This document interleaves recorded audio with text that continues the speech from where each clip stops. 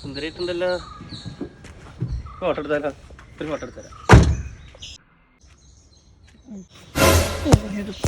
ഇതുപോലെ എത്ര ഫോട്ടോ അയച്ചു എടുക്കണം? എന്നിട്ട് ഇപ്പം ഏതെങ്കിലും ഒരു ഫോട്ടോ ഉണ്ടാ ചോദിച്ചാൽ പറയും ഫോൺ ക്ലിയർ ചെയ്തപ്പോൾ അതൊക്കെ പോയി, ഫോൺ മാറ്റിയപ്പോൾ പോയി. അതുപോലെ ഇതും കളയാനല്ലേ.